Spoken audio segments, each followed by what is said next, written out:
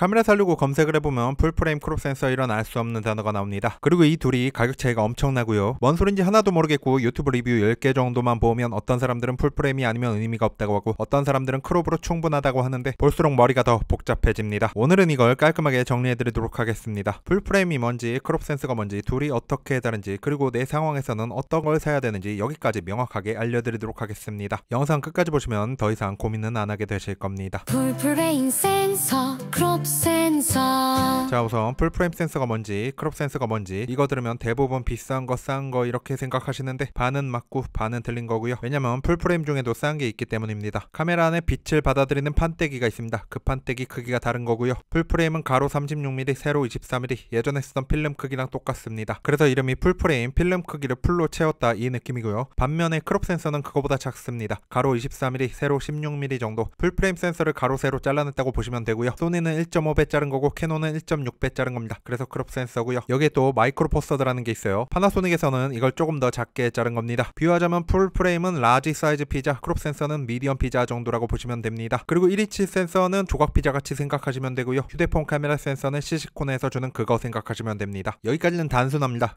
풀프레임 크롭 큰 거 작은 거. 근데 이게 실제 사진 찍을 때는 어떤 차이를 만드냐 한번 알아보겠습니다. 화각! 먼저 같은 렌즈를 달아도 화각이 달라집니다. 렌즈에서는 화각이라는 게 있습니다. 16mm, 35mm, 50mm, 85mm, 135mm 정말 다양한 화각이 있는데 이건 화각마다 찍히는 느낌. 얘기가 산으로 가는 것 같으니 구독 한번.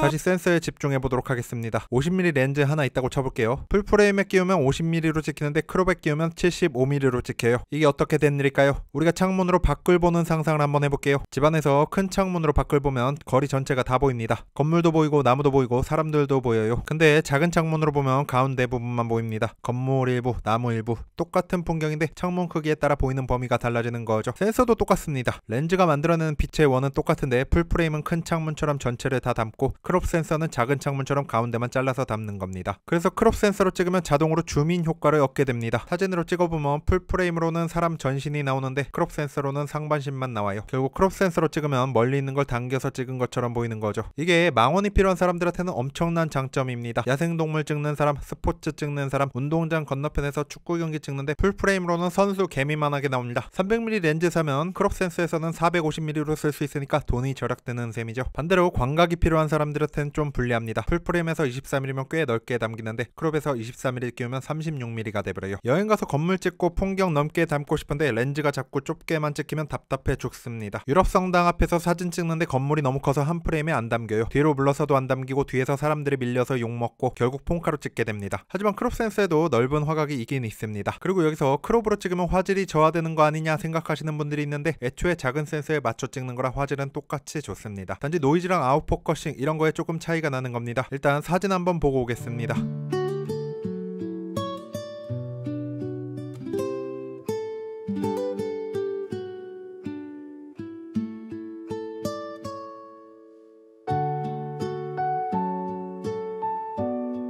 이렇게 같은 곳에서 찍은 사진은 어느 정도 맞추셨을 겁니다. 얼마나 맞췄을지 모르겠지만 맞추신 분들 축하드리고요. 이번엔 다른 곳에서 찍은 사진으로 테스트 한번 해보겠습니다.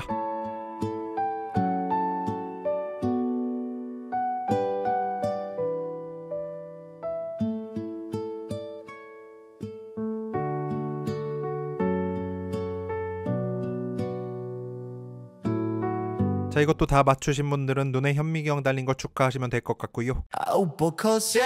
아웃포커싱 그러니까 배경 흐림. 풀프레임이 배경 더 잘 날린다는 말 어디선가 들어보셨을 겁니다. 그런데 이 이유를 오해하기 쉬운데 센서 크기 자체가 배경을 흐리게 만드는 건 아니고요. 큰 센서를 쓰면 같은 구도를 만들기 위해서 더 가까이 가거나 더 긴 렌즈를 쓰게 됩니다. 결국 더 가까이서 찍는 효과로 배경 흐림 효과가 나타나는 겁니다. 예를 들어 볼게요. 인물 사진 찍는다고 칩시다. 크롭 센서로 50mm 렌즈를 끼고 찍으면 환산 화각이 75mm라서 풀프레임보다는 약간 멀리서 찍어야 돼요. 이걸 풀프레임으로 같은 구도로 만들려면 75mm 렌즈를 끼우고 더 가까이서 찍어야 합니다. 이 더 가까이 간다는 행위가 배경을 더 흐리게 만드는 거예요. 그래서 실전에서는 풀프레임이 배경이 더 잘 날아가고 크롭 센서에서는 배경이 덜 날아가는 것처럼 체감이 되는 겁니다. 이건 그냥 물리적으로 가까이서 찍는 효과라서 그런 거예요. 이게 어떤 부분에선 서로 장단점이 있기 때문에 뭐가 정답이다 하기가 좀 곤란합니다. 그리고 크롭 센서는 노이즈가 잘 낄 수 있어요. 어두운 데서 화질 같은 화소수라고 가정하면 풀프레임이 압도적으로 유리합니다. 이걸 어떻게 이해하면 쉽냐면 센서를 그냥 태양광 패널이라고 생각하시면 됩니다. 자, 태양광 패널 두 개를 땅에 깔아둡니다. 하나는 대형 패널, 하나는 작은 패널. 둘 다 똑같은 햇빛을 받고 있어요. 근데 결과는 너무 당연합니다. 큰 패널이 전기를 훨씬 많이 모아요. 왜냐? 단순히 판이 크니까 그런 겁니다. 카메라 센서도 똑같습니다. 풀프레임은 큰 태양광 패널, 크롭은 작은 태양광 패널이에요. 같은 장면을 찍어도 풀프는 빛을 더 많이 긁어 모으고 크롭은 상대적으로 적게 모읍니다. 그리고 패널은 크기만 중요한 게 아니라 셀 크기도 중요합니다. 태양광 패널 자세히 보면 큰 셀, 작은 셀 있잖아요. 셀 자체가 크면 셀 하나가 받아먹는 빛의 양도 더 많습니다. 센서도 똑같습니다. 픽셀 하나가 먹는 빛이 많으면 노이즈가 적어지고 색이 살아납니다. 그러니까 풀프레임은 큰 패널, 큰 셀, 크롭은 작은 패널, 작은 셀, 이런 구조로 당연히 차이가 나게 되는 겁니다. 그래서 무슨 차이가 생기느냐? 밝은 낮에는 차이가 거의 안 나요. 태양광 패널도 정오에 햇빛이 쨍쨍할 때는 작은 패널도 전기 잘 뽑습니다. 결과적으로 어두운 곳에서 이게 티가 납니다. 어두운 카페, 실내, 저녁, 야외 이런 데서 ISO 찍어 올리면 사진의 노이즈가 자글자글 끼는데 풀프레임은 그게 덜합니다. 크롭 센서는 그게 좀 더 심해져요. 이게 다 빛을 못 모아서 생기는 일입니다. 웨딩 촬영하는 사람들이 크롭 센서를 안 쓰는 이유가 어두운 연회장에서 깨끗하게 찍어야 되는데 노이즈 끼면 크레임이 생기니까 풀프레임을 쓰는 겁니다. 근데 야외에서 낮에, 대낮에 찍으면 어떨까요? 빛이 충분하면 크롭이든 풀프레임이든 다 깨끗합니다. 심지어 핸드폰도 다 깨끗하게 잘 나오고요. 테스트에서 보셨다시피 밝은 대낮에 찍은 사진은 풀프레임 크롭 센서, 화질 차이는 전문가도 구분 못합니다. 만약 주변에 구분한다는 사람이 있으면 눈에 현미경 달린 거 축하해 주시고요. 처음 들어본 분들은 이게 또 외계어죠. 쉽게 말하면 밝은 부분이랑 어두운 부분을 동시에 얼마나 잘 담느냐 이겁니다. 역광에서 인물 찍었는데 하늘은 하얗게 날아가고 사람은 새까맣게 나오는 경우가 있어요. 그게 다이나믹 레인지가 좁아서 그런 겁니다. 풀프레임이 이게 좀 더 넓어서 잘 나오고요. 근데 솔직히 말하면 이것도 체감이 잘 안 됩니다. 인스타에 사진 올렸는데 다이나믹 레인지 몇 스톱 차이 나는 거 신경 쓰는 사람은 친구 없을 확률이 높고요.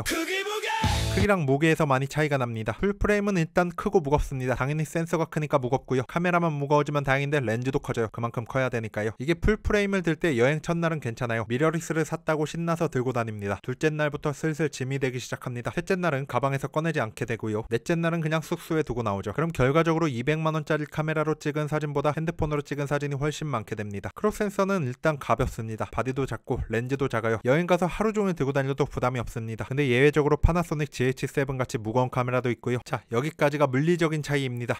풀프레임 바디는 크롭 바디보다 2배, 3배 비쌉니다. 렌즈도 비쌉니다. 풀프레임용 렌즈는 센서가 크니까 렌즈도 크게 만들어야 돼서 그런 거고요. 그래서 풀프레임이 상대적으로 무겁고 비쌉니다. 그래서 유튜브 하시는 분들이나 브이로그 찍는 분들은 크롭 센서 카메라면 충분합니다. 근데 어두운 상황에서 찍은 사진은 확실히 티나고요. 일상스냅, 여행사진, SNS 용도면 크롭 카메라로도 충분합니다. 친구들한테 자랑하려고 나 풀프레임 샀어 이러면 그게 뭔데 씹덕 소리야 들으니까 풀프레임 산다고 해서 자랑할 만한 거 하나도 없고요. 그럼 어떻게 해야 되냐 고민이 많으실 겁니다. 두 가지 방법이 있습니다. 예산이 200만원 이상 있고 무게 감당 가능하고 나중에 렌즈 이것저것 사볼 생각 있으면 한 방에 지르는 게 맞습니다. 웨딩 촬영해보고 싶거나 어두운 곳에서 자주 찍는 분들, 그리고 배경 몽글몽글하게 더 잘 날리고 싶으신 분 풀프레임 사시고요. 멀리 있는 거 찍는 거 좋아하시거나 가볍게 들고 다니면서 일상 스냅, 여행사진, SNS 올리는 용도면 크롭 바디로도 충분합니다. 여기서 홍대 감성 충분하신 분들은 후지 가세요. 후지는 풀프레임을 안 만듭니다. 물론 후지가 중형 센서 카메라로도 만들지만 그건 번외로 치고요. 리코 GR도 크롭 렌즈로 가격은 좀 비싸지만 가볍게 들고 다니기에 최고의 카메라로 알려져 있습니다. 풀프레임 크롭!